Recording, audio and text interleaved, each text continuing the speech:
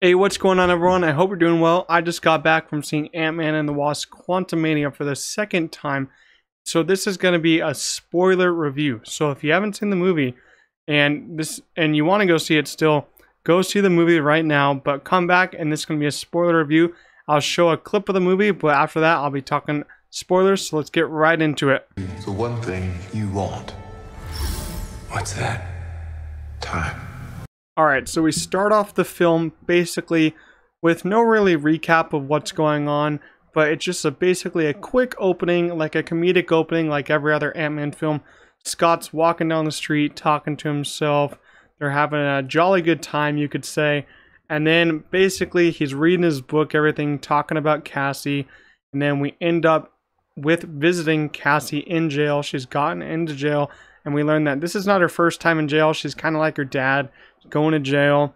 And then a little bit more time passes. I liked all the opening stuff in the actual world when they're in San Francisco. I thought that was actually really good, well-written stuff.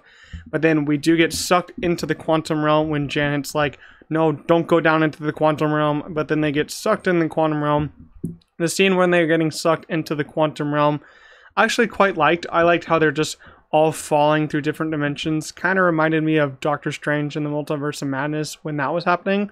And I liked when Scott just turns big into Giant Man. Anytime he turned into Giant Man, I get giddy because Giant Man is just such a cool part of his character. I think it's better when he turns like really small. Giant Man is just so cool. So we basically see them exploring all of the quantum realm in the first act.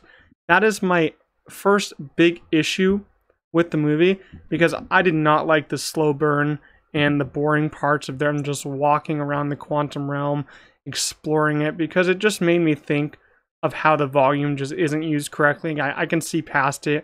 We basically have Cassie and Scott basically walking around that dirt planet with all the rocks, and then they encounter the quantum people, as they're called.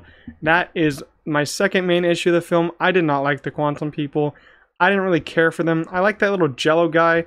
I forgot his name again, but he was talking about holes a lot. I liked him a decent bit.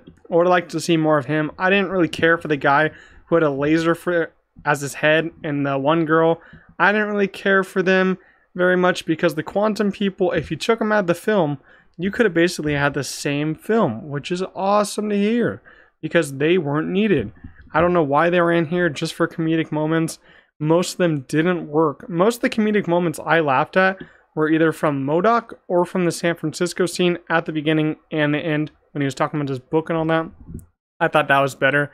But then we do catch up with Janet, Hank, and Hope. They're walking around and doing some stuff. And then they do meet Krylar, which is played by Bill Murray. I'm going to say the same about Bill Murray. I do love Bill Murray a lot, but you did not need him in this movie to explain who the Conqueror is and he betrayed her. You did not need that. That's a waste of 20 minutes in my opinion. Krylar was not needed. That just seemed like getting more star power in the film with Bill Murray. I feel like all those scenes were just really shoehorned in and maybe rewritten last minute. I didn't see a point for them at all. But I do gotta respect Jeff Loveness, because it is hard writing a script. I feel like he nailed Kang though, so I'm excited to see what he does with him in Kang Dynasty. But other than that, I don't really know what he's doing with all his comedic moments from... I know he wrote Rick and Morty, but the comedic moments here did not work, in my opinion. But after all that's done, we got Scott and Cassie. They're basically talking with all the quantum people, but then they end up getting attacked by basically Kang's minions, who never really speak. They just have like the blue shield over their face. I don't really know what's up with them. I guess it's better to have minions that don't talk rather than annoying minions. But we have all of them attacking all the quantum people, trying to get Scott and Cassie. And then we do get our first glimpse at MODOK, which is interesting to see MODOK come in an Ant-Man film. He's never really a side character, but he's a side character here.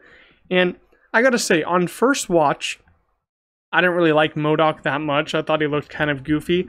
But on second watch, I didn't mind him too much. I actually liked him a bit more this watch, and I felt like his lines hit more for me, his comedic moments here. But I liked him more on the second watch, maybe because I was watching with my friends and we had a fun time.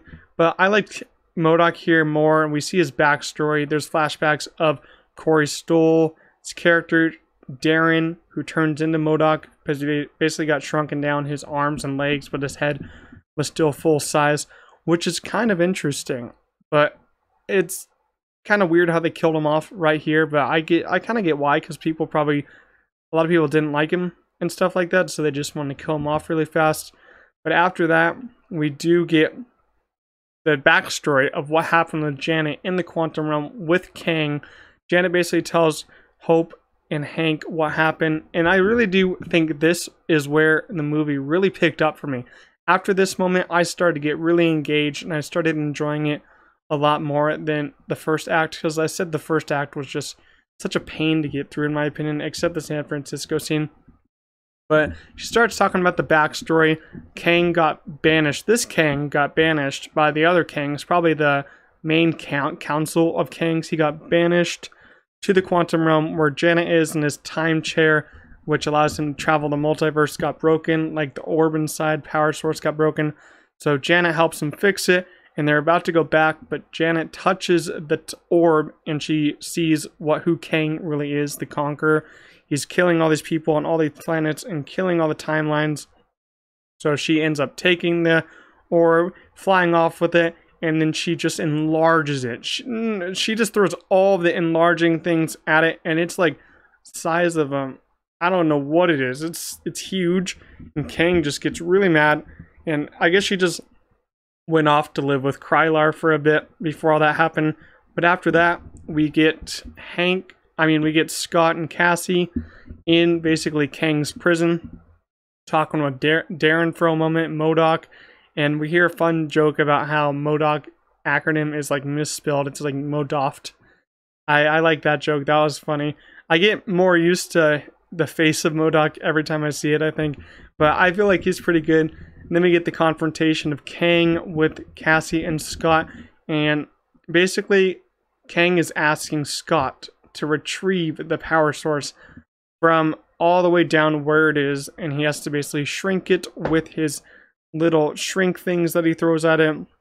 I thought that scene was very good. Their interrogation of Scott and torturing of Cassie. Man, Jonathan Majors really sells who Kang is and how intimidating at least that variant's Kang is, because he was really intimidating in that scene. That really works, and that's why I really did like this back half of the movie much more, because Jonathan Majors is just so electrifying as Kang. And when he's yelling as Kang and saying like, I killed all the Avengers, I am going to ruin the universe, I was in it. I was just so happy watching him really own it, because Jonathan Majors is a really good actor. If you haven't seen Devotion, he's great in Devotion from last year.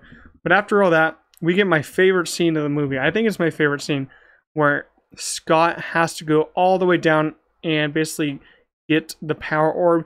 Once he gets down to the bottom, I like the joke when he's trying to get Darren to answer him, to talk to him, but he has to call him MODOK, and then he finally answers. And that's funny. That really landed on me on the second time. But that is actually really funny. But then we have Scott basically down there, and it's like messing with their brain. And he like multiplies and all that, and you just like millions of him multiplying. I really did like that scene, because the visual effects in this whole scene down by the orb, I think the visual effects right there were amazing. That's what the visual effects should have looked like the whole movie. I really did enjoy that. And then we get the funny moment of a Ben & Jerry's Scott comes, which is obviously product placement, but that scene was so funny. Just having one Ben & Jerry's Scott variant running around was hilarious. But then basically they all just start coming on to each other and just jumping on each other, and the real Scott is down below, and he just hears his daughter like, come on dad, we need you, and like they all hear it and they're like, come on, we have to save Cassie. That's so funny to me. But it's just so electrifying, because when they're all lifting him up, it really got me, man. It was really good scene. I really did like that. And then actually Hope comes down with all of her variants attaching to her, and they finally find out who's real in this situation. Their minds are finally messed up, and then all their variants are just going back into their bodies. That was cool. And then they basically shrink the orb, get the orb. Kang comes up to them. He tries to take the orb from him. He does take the orb from him. and he takes Janet away, takes her captured, and then we basically have everyone's passed out on the ground and all that. And then we do see Hank getting in contact with the ants again, because the ants were gone in like a different, they got thrown into a different universe when they fell into the quantum realm, and they like were in that universe for like thousands of years, they said, and so their technology is like super advanced. That's why they were like able to get back to Hank. I felt like that was actually pretty good reasoning in my opinion, because stuff could happen in the quantum realm, anything could happen in the quantum realm, so I wasn't mad at it. But then we have the whole Kang scenes with Janet. All that dialogue is just so great. I'm happy that Loveness nailed the serious moments in my opinion. A lot of people are saying it's weak dialogue in the serious moments, but I didn't have an issue with it. I'm not gonna really go pick it apart, but I had no issue with the serious moments. I liked them a lot. And then basically they're going, Cassie's telling everyone to go to war against Kang. They end up doing it, and we get more Giant Man. I loved more Giant Man. He was basically just running all the way to the tower and trying to get down the walls of Kang he put up. I like that. And then Cassie starts freeing all the quantum people, and I was just like, no, let's just keep the quantum people in jail so we don't have to talk to them anymore in the scenes. How about that? We could waste a lot of time not talking to him. How about that? But she frees all the quantum people, and then MODOK actually comes after her, chases her, and then she just turns into a giant like her dad, and then she slams MODOK on the ground. I kind of got flashbacks of when Hulk slammed Loki on the ground, like back and forth. That's what I got flashbacks to in that scene. I don't know if it was meant to be written that way. That's what I got flashbacks in that scene. And she just tells him to stop being, I can't really say the word on YouTube or I'll get taken down maybe. She just has some really funny lines in that moment, and Darren finally gets the realization to not be that guy, and he actually becomes a good guy by the end, and he does fight back against Kang. All the ants are fighting against Kang. I love the confrontation of Kang against Ant-Man, Stature, who's Cassie, and then the Wasp. I love that scene, but Kang just was going to beat them all down, but then all the ants started coming. I know people maybe had an issue with that, but there's thousands of ants, and they're all like high-tech ants. You really think Kang can take them down right now? He's not really all-powerful right now, so he kind of gets damaged by that. But then MODOK goes against him, and MODOK fights back, but Kang ends up killing MODOK, which I was fine with MODOK dying, but I did not like his death scene. I didn't care for it. I felt like that was just really bad comedic moments right there when he was like throwing up all over Scott. Like, we didn't really need that. We didn't need to see that. Like, come on. The one good thing about the death scene was him saying, "At least I died in Avenger." That was a funny line. That's some peak MCU comedy right there for me. He said, "I died in Avenger," and then Scott just goes with it. Well, I didn't need the death scene. You didn't really need to go take a break for 3 minutes and do all that coughing up of throw up for MODOK. That was not needed in my opinion. The Avengers joke could have happened and he could have died. That would have been the best. But then all of the ant family, they start heading home, but Kang comes back. Scott pushes Cassie through the portal. Everyone's in except Scott. He's back with Kang in this hand-to-hand fight. This got me hyped right here. This hand-to-hand fight against Scott and Kang, that got me hyped for Creed 3 coming out in 2 weeks. Because Kang was smacking Ant-Man down. Oh man, he was sending shots to the stomach, to the face, to the chest, to the jaw. I was like, oh my gosh, how is he going to get out of this? But as you can see in this scene, Scott was kind of winning the fight at some points, but he's losing a lot of things because Kang's like power sources on his arms weren't really working, so he just had to go fist. And Scott was about to lose, but Hope came through the portal, and she basically had a cool scene of her fighting Kang, and they teamed up and fought him, and they knocked him into his power source, and he got sucked up. So I've heard people complain about this scene because they think he killed Kang. I could be proven wrong, but I don't think they killed Kang, that Kang at least in this movie. I know in the post-credits they say the Kang is gone, but I don't really think he is gone. I've heard a theory that this Kang is going like into the Beyond Land and come in the Beyonder for Secret Wars, which I could get down with. Because MCU has had so many fake deaths that I don't believe it. Like, he just got sucked up into a power orb. You think he's gonna be dead? Darren Cross from the first Ant-Man got shrunken down into the quantum realm. I thought he was dead, but he came back. So this King could come back. He was terrifying in my opinion, so I hope he comes back. Jonathan Majors nailed this King. And then we get back to the San Francisco. Everyone's back, and we are back in the same scene, like the opening scene. Scott's talking to himself through his mind. And he said, we killed the evil guy, or did we? He has second thoughts about it. And they go to Cassie's birthday, and basically a whole comedic moment there. I like the ending. I like the San Francisco scenes. I wanted kind of more of that. Overall, on second watch, I actually enjoyed watching it a little bit more. I'm still going to keep the 3 out of 5 because the first act is just, it's really dumb in my opinion, and the quantum people are just so stupid. The movie could have not used them, but the 3 out of 5 was basically for the action. Action was really strong in Kang, because this is a strong introduction of Kang. I know this movie is divisive, but I had a fun time watching it. I'll probably watch it again, either in theaters or on Disney Plus, because Kang is pretty awesome. I love Kang.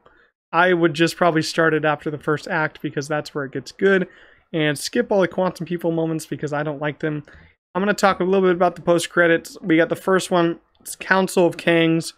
I'm not really familiar with all of that because I'm not a comics reader, but there's a lot of Kangs coming in. I like the post-credit scene. Not great, because they should have spent more time explaining what it is for us general audience viewers, because I didn't know who these Kangs were, but I'll have to go look it up. Second post-credit scene is a lead into Loki Season 2, which I thought was great, because Loki Season 1 is my favorite Disney Plus show. It's just a great show. Owen Wilson's in it, and then they have Victor Timely, which I know he's a popular variant, so I'm excited to see what they do with him. And you see how Loki is like so distraught by seeing another Kang. It's just awesome, and Owen Wilson's just like, that guy? You're scared of that guy? But that's basically the 2 post-credit scenes. But I gotta say, I had a fun time with the movie. As I said, I will watch it again. I loved all the Kang scenes. The action scenes at the end were fun. But this makes me kind of wary about where the MCU is going. But after today and after the past few days, we've heard news of them slowing it down, allowing more time for visual effects, which I'm happy for. And I know that their next MCU movie is Guardians 3, which I know is just going to be a banger. James Gunn made Guardians 1 and 2. They were both bangers. Guardians 1 is my second favorite Marvel movie. Guardians 2 is up there in the top 10. I know Guardians 3 is not going to be a letdown. It's at least going to be a 4 out of 5 for me probably. But that is my spoiler review of Ant-Man and the Wasp. Comment down below your spoiler thoughts on the movie. But I'll see you guys in the next video. Peace out.